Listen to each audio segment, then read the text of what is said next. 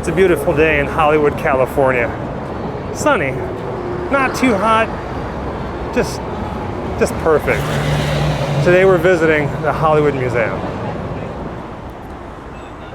This isn't the first time that we've been here at the Hollywood Museum. We were here a couple months ago just for the basement.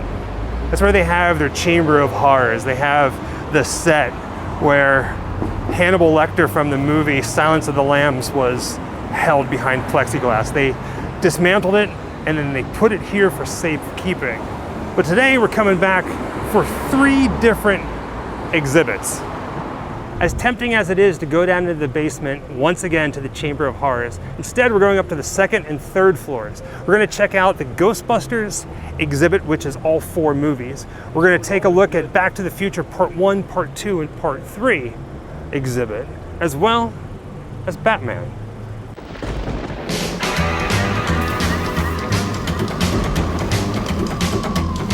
Wherever I come, bad luck just comes my way. Wherever I go, hard luck is there to stay. Good luck never stays a day. Bad luck's always coming my way.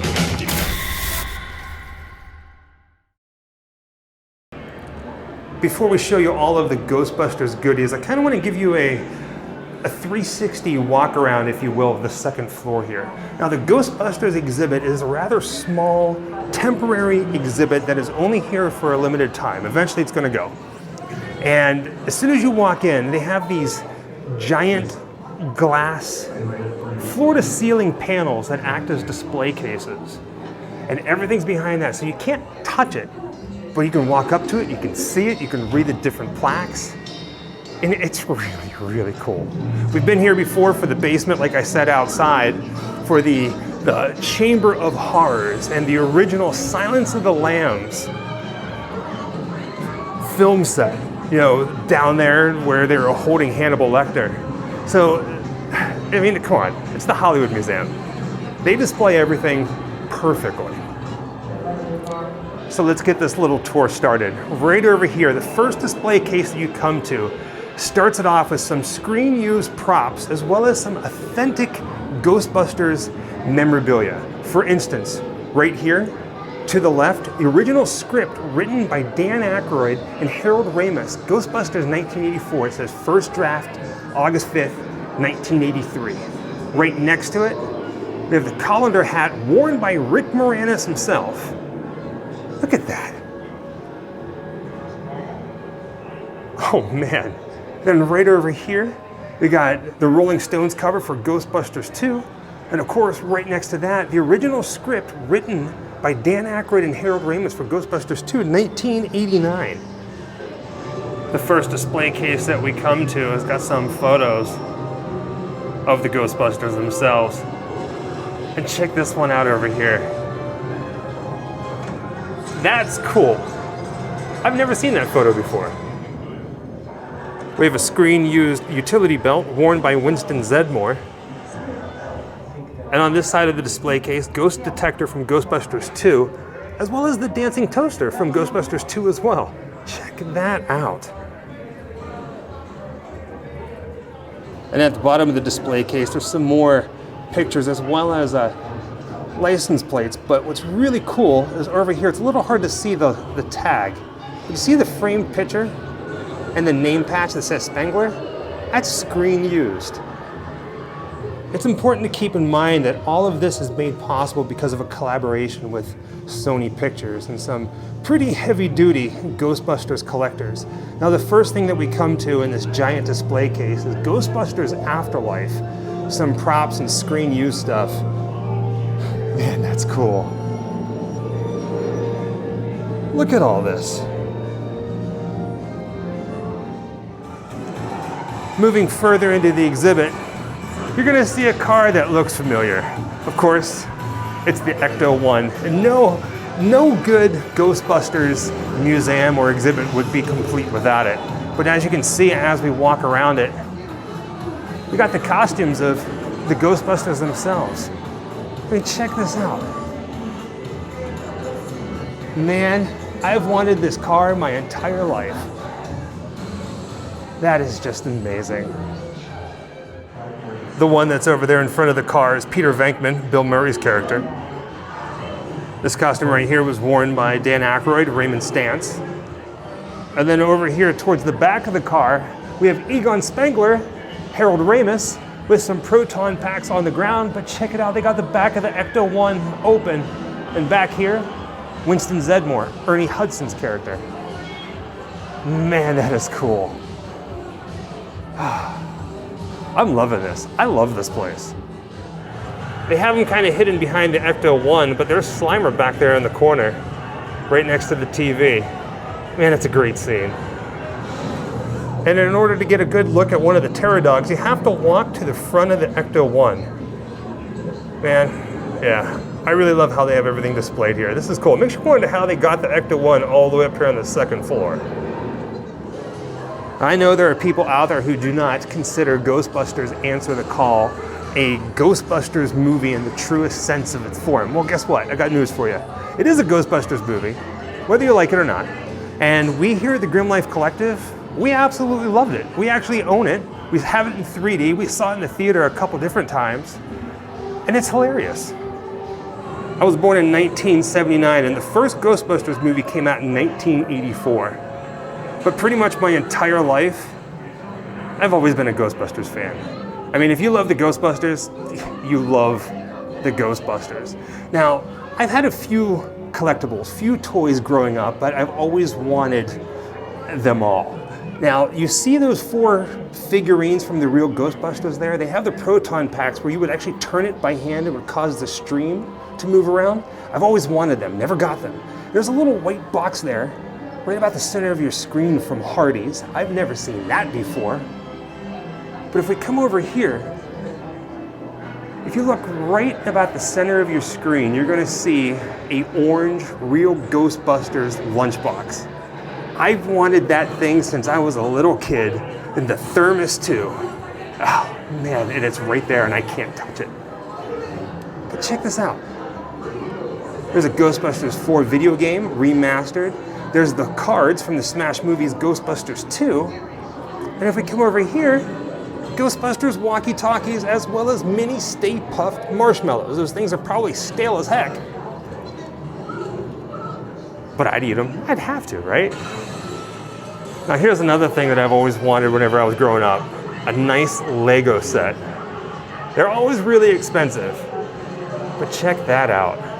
Ghostbusters Ecto-1. 2,352 pieces. I would step on a piece and that would be the end of it. I'd throw it out the window. I don't know about you guys, but I could stay here all day. They got the movies playing, they got Ecto-1, they got sound clips, and I just kind of don't want to leave. But we have to. There is another floor that we need to check out. It's got Back to the Future and Batman. Up here on the 3rd floor is the Back to the Future Part 1, Part 2, and Part 3 exhibit. It's a bit of sensory overload, but I'm telling you what, there's some really cool stuff here. Not till 2015. When it comes to Back to the Future, I guess the most important piece of movie memorabilia would be the DeLorean, the time machine itself. And they have it right here on display with the passenger door open. Man, this is cool. This is another car that I've always wanted. I mean, come on, I'm an 80s movie kid. Got Ecto-1, we got the DeLorean from Back to the Future. I mean, who didn't want this car? If you say not me, you're lying. This is probably one of the most recognizable cars in freaking history, definitely movie history.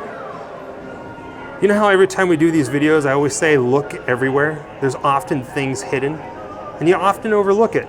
Right behind the DeLorean are these 2 chairs. Now, the one on the left says Michael J. Fox, roller of the eyeballs in quotes. And there's a little plaque right there on the floor that says Michael J. Fox's original director's chair used during the production of Back to the Future Part 2 and Back to the Future Part 3. And right next to it, Christopher Lloyd's original director's chair used during the production of Back to the Future Part 2 and Part 3. Man, that's cool. One of the display cases here says original prop letter, do not open until 19 85, loose cafe letterhead with envelope, written to Doc from Marty from Back to the Future. Right next to that, up here on the top shelf, Back to the Future 3 world premiere program. Wow. I can stand here all day reading this stuff. This comic book says Tales from Space comic book original prop. This prop comic book was seen on the Peabody farm after the DeLorean crashes into the Peabody's barn. Right next to that is a page torn from the phone book of the Hill Valley and Bernhardt counties, telephone directory 1954, original prop. Right next to that, this is not the original, I don't think. Yeah, it doesn't say that. But this is the same model of camcorder that Marty uses to document Doc's time travel experiments at Twin Pines Mall. Oh wow! Re-elect Mayor Goldie Wilson. We got Doc Brown's night table clock, screen used. Right next to that, we have a Save the Clock Tower flyer, an original prop. Then right over here, they've got some wallet-size disappearing photo prints. And right below all of that, they have some bigger prints of the disappearing photos. Same display case, but a different side. They have some pictures from Back to the Future Part 3.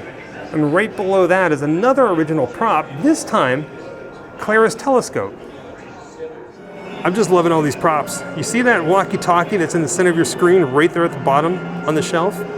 Back to the Future 2 walkie-talkie that both Doc and Marty used on screen. Right next to that, Marty and Jennifer on the wedding day. One-of-a-kind original piece. Michael J. Fox's head is pasted onto the photo. Oh my gosh, look at that. You can see it. That's cool. Right next to that is an orange Time Machine license plate original prop. The light's playing some tricks on me. And right there, Old Biff's broken cane. They have Biff's original Gray's Sports Almanac, as well as the blue translucent prop receipt from Back to the Future Part 2. This one's a little hard to see because it's in the corner and it's not lit very well. But it's Griff's telescopic bat. Oh man, and check it out. Original prop, You're Fired fact from Back to the Future Part 2 as well. But there's a photo right there of Griff holding the telescopic bat. Try to get a better shot of that. And it's signed too. Wow. They have two hoverboards here as well. Here's Marty's from Back to the Future Part 2. And right below it, gotta try to get this because it's not lit very well. But this is Pitbull Griff's hoverboard. Original prop, foam version, used in the film by Thomas Wilson. That is cool. Here, let's take a look at Marty's again.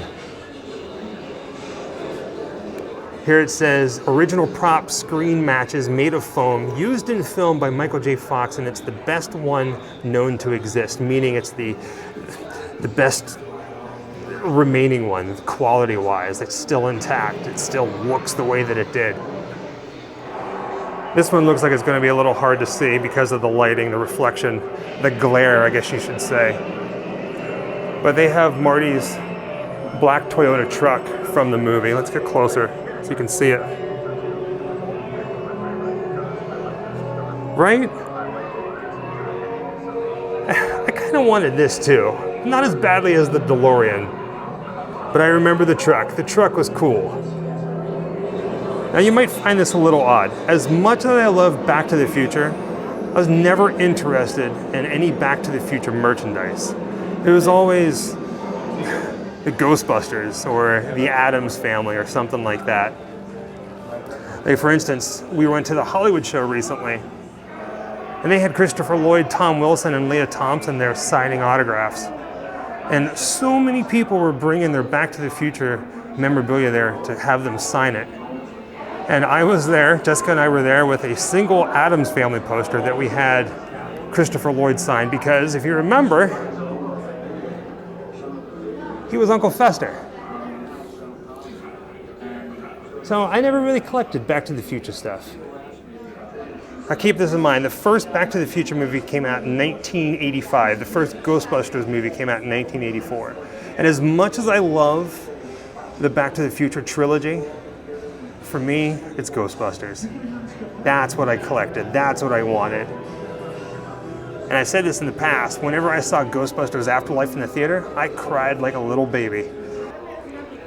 But I will say this, I am honestly surprised at how much Back to the Future merchandise and memorabilia there is that you can collect. And this is a lot of stuff. I thought for sure that Ghostbusters would be a lot more. But even though I don't collect it, I still wouldn't mind having it. For instance, that Space Zombies from Pluto lunchbox. Now yes, keep in mind, I grew up in the 80s. Then if you grew up in the 80s, lunchboxes were very special. Now look how well this is lit. It says Back to the Future promotion wall clock. That's the big one back there. Right down here is the Back to the Future Part 2 promo clock, that little small one.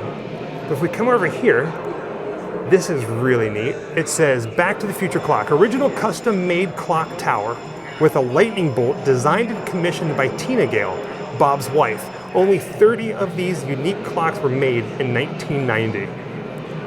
These clocks were given to key cast, crew, and personnel who were involved in the making of the Back to the Future films to celebrate the completion of the trilogy. That is one heck of a rare item. What? Oh my God. Original time circuit from the Time Machine hero car, Back to the Future Part 2.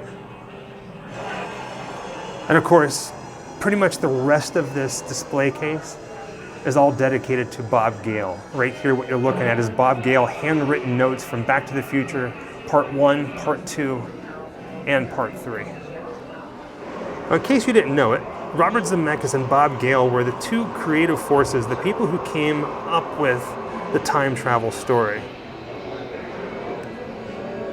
Now what's this say? Back to the Future 2, handwritten screener comment cards from 1989 at the Century 21 Theater in San Jose, California. From the preview screening. Oh wow. All with very interesting comments.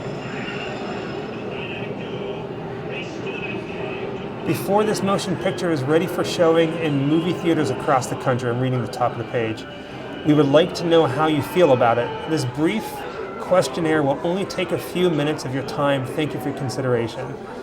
Please indicate your sex, male, 24 and up. How would you rate this motion picture? Excellent. How likely would you be to recommend this film to your friends? Would definitely recommend it. All right, cool. I saw this film and liked it. Same person who liked Back to the Future, liked Twins, Ghostbusters 2, Back to the Future, and E.T. That's kind of cool. Doesn't really say, I can't read it.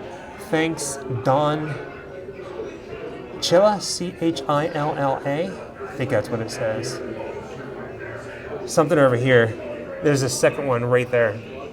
That's what I'm reading now. The very last line, I don't know if you can read it. It says, the ending was a bit too, and they covered it up so you can't read what it says, but it's underlined twice. That's interesting. I love little things like that. These little notes. Daily production reports, it tells you all the different call times and different names, who's supposed to be where, which cast member.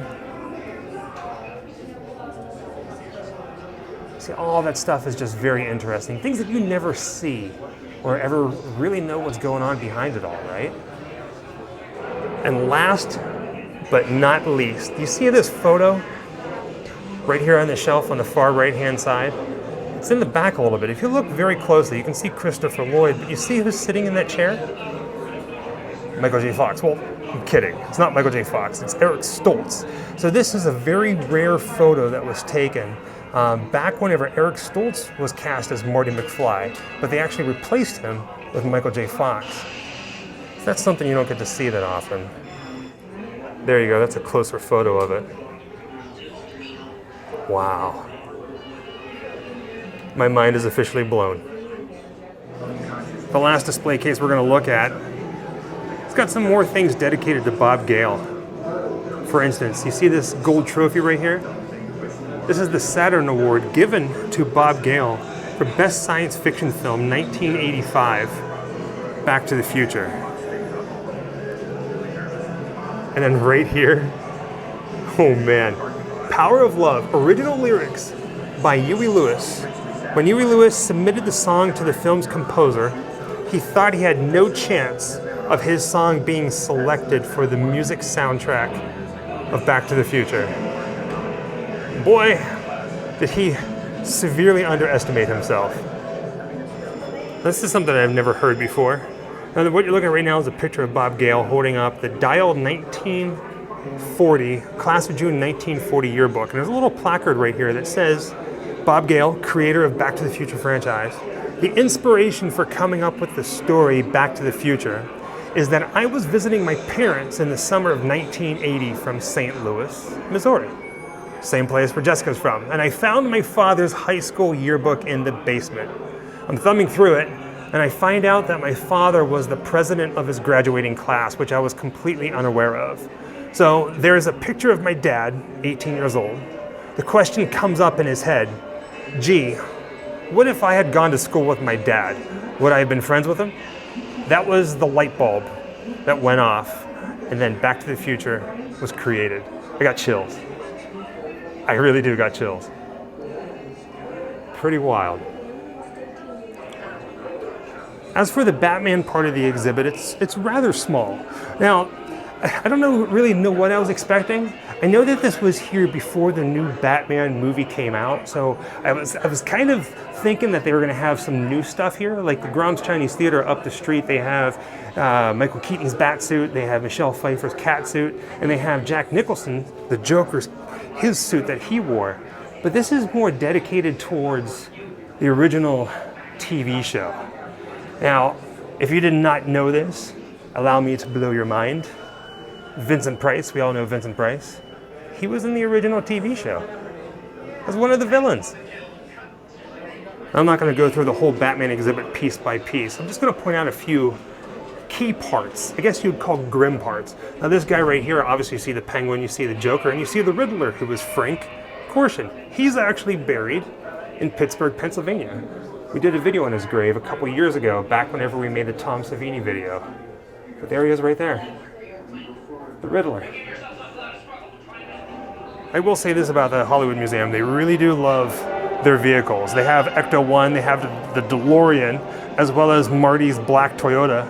But here for the Batman exhibit, they have the Bat motorcycle. And if we come over this way, Robin and Batman's costumes. But check this out. I gotta stand back for this one, because it's pretty freaking massive.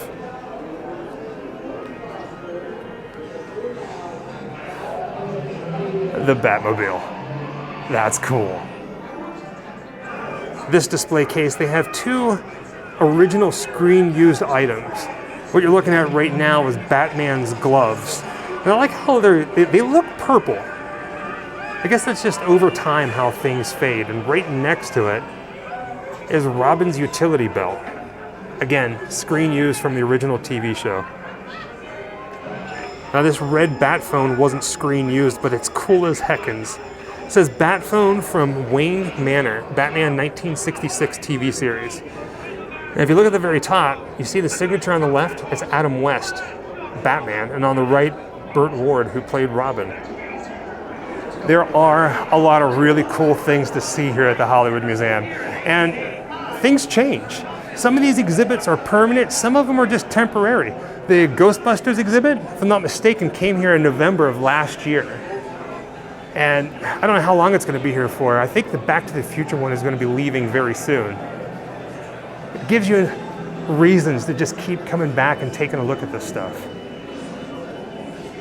Beautiful museum, right in the heart of Hollywood. All right, baby girl. They've heard me talk this entire video. You were the silent one in the corner reading everything. What is your favorite part of our trip this time to the Hollywood Museum? It might not be everybody's favorite part because it's kind of rather small, but I've always loved the part in Back to the Future 2, I think it was, where they did all the futuristic stuff. So like they had all the original pieces from when Biff came into money, right? And he had the casino and all that stuff. And I didn't like the hand-laid holograms on all the pieces and like the napkins and the money. That was always kind of my favorite thing. I always thought that was really cool. So to see that in person, I really kind of geeked out over that part the most, I think. This is our second video, our second visit to this museum. It's right down the street from our house, and believe it or not, it's really not that expensive to go check out. So if you do find yourself here in Hollywood and you are looking for something to do that's not the tour buses that takes you all over God's creation, get a ticket for here, walk through at your own pace, see some old school Hollywood history like Back to the Future and Ghostbusters and Monsters, and stand in the same cell as Hannibal Lecter from Silence of the Lambs. Until next time, happy Halloween. Wherever I come, bad luck just comes my way. Wherever I go, hard luck is there to stay. Good luck never stays a day. Bad luck's always coming my way.